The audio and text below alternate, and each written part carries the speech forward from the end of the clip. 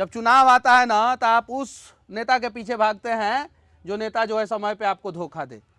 जाइए लोग ना विधायक जी लोगों के पास, सांसद जी लोगों के पास। अभी 130 स्कूल है, मतलब कि कम से कम 50,000 बच्चों का भविष्य बर्बाद हो जाएगा। पार्टी की बात हटाइए, जब मधु कोड़ा निर्दलीय से झारखंड में मुख्यमंत्री बन सकते हैं जी सर, तो मनीष कश्यप निर्दलीय से बिहार का मुख्यमंत्री क्यों नहीं बनेगा? तो वही तो हम बोले हैं कि पार्टी छोड़िए, निर्दलीय से आइए। ये संविधान का नियम है। जी जी। कमाल का रिकॉर्ड बिहार ने शिक्षा विभाग में बना दिया है। 3 महीना में 4 शिक्षा मंत्री को बदल के प्रोफेसर चंद्रशेखर, उसके बाद से आलोक मेहता जी बने, उसके बाद से प्रभार में विजय चौधरी जी थे, उसके बाद से अभी सुनील कुमार जी बने हुए हैं। और शिक्षा विभाग में किस प्रकार से भ्रष्टाचार है वो आप सभी को पता है, उसके बारे में मैं कुछ नहीं बोलना चाहता हूं। लेकिन नए शिक्षा मंत्री जी से हाथ जोड़ के एक विनती है कि अभी मेरे पास जो गांव में प्राइवेट स्कूल चलता है उसके संचालक हैं। इन लोगों के स्कूल का फीस जो है वो 100 रुपया, 150, 200, 300 रुपया रहता है और गरीब के बच्चों को पढ़ाते हैं। जो गरीब चाहता है कि सरकारी स्कूल में जाके खिचड़ी खा के मेरा बेटा जो है मजदूर ना बने, और उस गरीब के पास पैसा ज़्यादा नहीं रहता है कि बड़े बड़े कन्वेंट स्कूल में पढ़ा सके, तो वो गांव के करकट में चल रहे या छोटे छोटे घरों में चल रहे प्राइवेट स्कूलों में बच्चों को पढ़वाते हैं। अब नया नियम आया है, ऑल वेदर स्कूल चाहिए और तभी आपको QR कोड दिया जाएगा।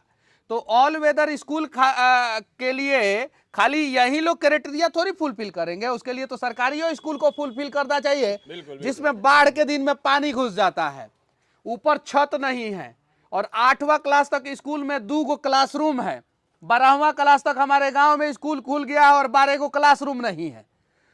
ये सिर्फ और सिर्फ बड़े बड़े जो स्कूल है, जो माफिया लोग हैं, वो लोग जो नहीं चाहते हैं कि छोटे छोटे स्कूलों से 100-100 रुपया में गार्जियन अपने बच्चों को पढ़ाएं और एक एक साल बाद जो है फसल कटने के बाद जो है फीस दे के बच्चों को पढ़ा लें, हमारे स्कूल में बच्चों को भेजे। इसलिए एगो नया बखेड़ा चालू हुआ है ऑल वेदर का।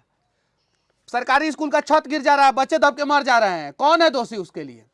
ये 130 स्कूल का मेरे पास लिस्ट है पश्चिमी चंपारण का, उसमें से कुछ संचालक लोग आए हैं, इन लोगों की कुछ समस्याएं हैं। पहले तो इन लोगों को QR कोड देने के लिए घूस मांगा जा रहा है और ये लोग घूस नहीं देंगे चाहे कुछ भी हो जाए। कितना मांगा जा रहा था? लगभग 40-50 हजार के आसपास एक स्कूल से। एक स्कूल से।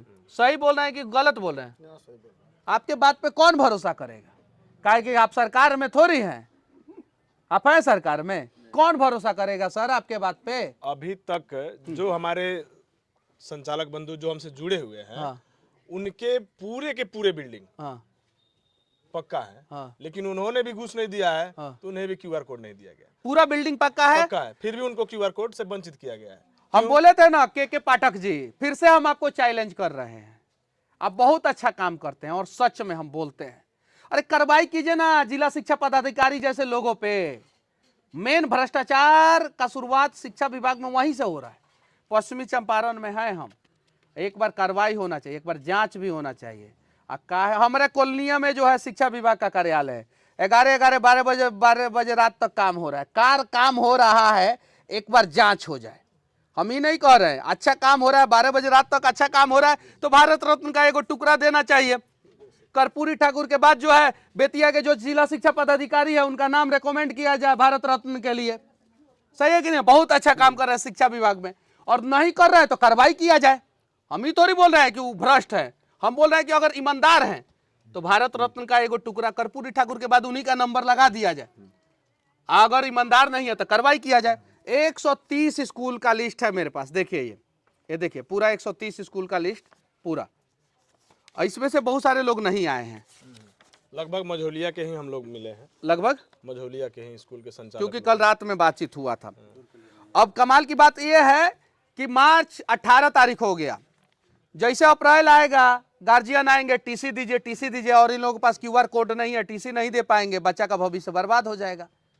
एगो बच्चा नवोदय स्कूल में पास हो गया था, आपके स्कूल का ना, दीजिए तो क्या हुआ था? मेरे स्कूल का नाम अनन्या पब्लिक स्कूल है। इसके पिछले साल एक लड़की दीक्षा कुमारी शाहबाजवा की नवोदय में पास हो गई थी। उसमें काउंटर साइन कराने के लिए टीसी पर सिग्नेचर भी हो गया था और हम लोग को पता नहीं था कि क्यूआर क्या होता है, ना कोई किसी तरह से हम लोग को कहा गया था। ऐसे तो मैं जानता हूँ कि सरकारी स्कूल भी केवल यू-डैश कोड पर चलता है।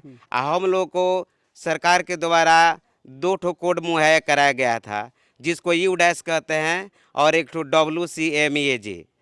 तो इस तरह से हम लोग यही जानते थे, लेकिन जब लड़की गई हम लोग काउंटर साइन कराने तो उस पर डीओ साहब ने सिग्नेचर कर दिया।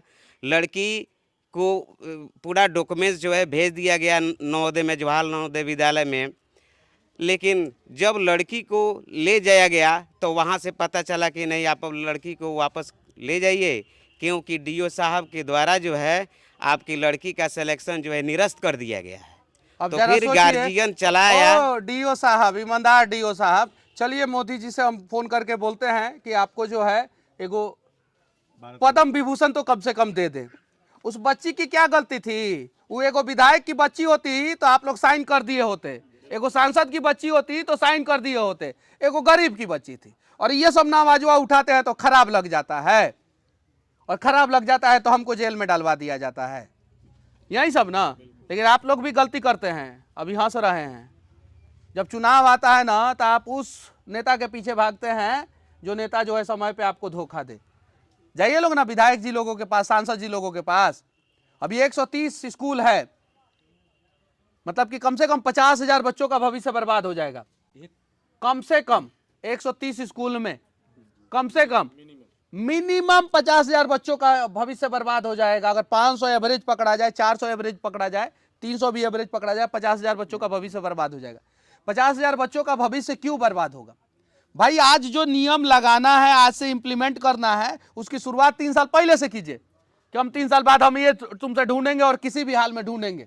आज रात में करते हैं और अगले दिन से ढूंढना शुरू कर देते हैं और बच्चों का भविष्य बर्बाद हो जाता है। और हर साल बिहार में कम से कम मजदूर के कम से कम 5 लाख बच्चों का भविष्य बर्बाद होता है। वो चाहे सर्टिफिकेट में अनियमितता हो, नाम गड़बड़ हो, सरकारी स्कूल का रजिस्ट्रेशन गड़बड़ हो, या वित्त रहित कॉलेज में बर्बाद हुआ, यूनिवर्सिटी में बर्बाद हुआ, या प्राइवेट स्कूल में इस प्रकार से बर्बाद हो। 5 लाख बच्चों का।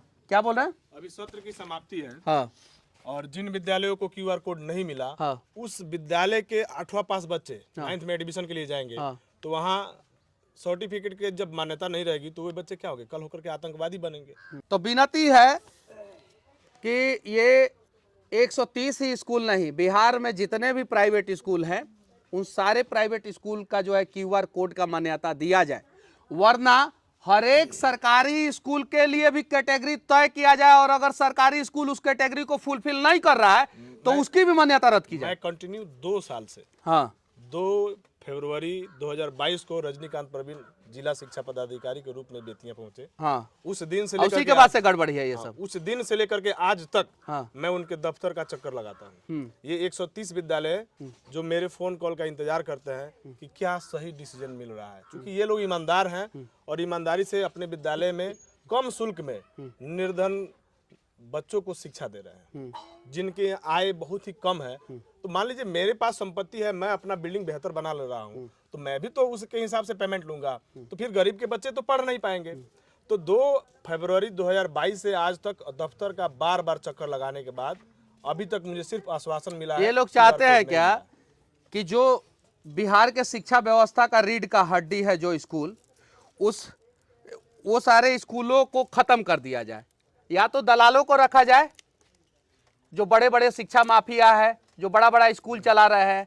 भारत में बहुत सारा स्कूल है जिसमें एडमिशन लेने से पहले जो है गार्जियन का सिविल स्कोर चेक किया जाता है, उनका जो है कैरेक्टर सर्टिफिकेट मांगा जाता है, उनका जो है एजुकेशन क्वालिफिकेशन का सर्टिफिकेट मांगा जाता है, उसके बाद एडमिशन होता है। अब मजदूर कहां से एजुकेशन क्वालिफिकेशन का सर्टिफिकेट देगा?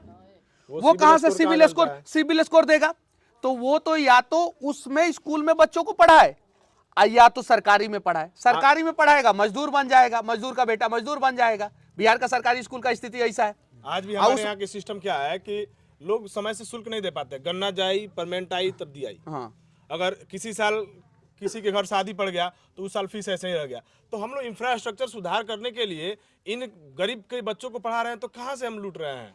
ना उनके जैसे लूट रहे हैं, ना उस तरह की व्यवस्था हम कर पाएंगे। तो बस हमें यही विनती है कि जिन विद्यालयों को पहले से WC कोड प्राप्त है उन्हें कुछ हाँ, जिन विद्यालय को पहले सरकार नहीं बोला कि बच्चों को पढ़ाइए, हम सरकार नहीं बोला है, हम ऑलरेडी सरकार नहीं बोला है। हाँ, हम लोग ऑलरेडी जिन विद्यालयों को WC कोड प्राप्त था 22 से पहले तक, हाँ, और जैसे ने गवर्नमेंट ने अलाउ किया ई संबंधन पोर्टल, जो तीसरा हम लोगों को QR कोड लेना है, 2 चीज तो हम लोग ले चुके हैं, WC कोड और डैश कोड। तीसरा जो है नहीं मिला है, वो है ई संबंधन पोर्टल पे ऑनलाइन QR कोड। तो पहले से QR कोड नहीं, WC कोड जिन विद्यालयों को मिल चुका था वो RTE के तहत निःशुल्क बच्चों को पढ़ा रहे हैं, ये सत्य है, लेकिन 2 साल से नहीं पढ़ा रहे हैं।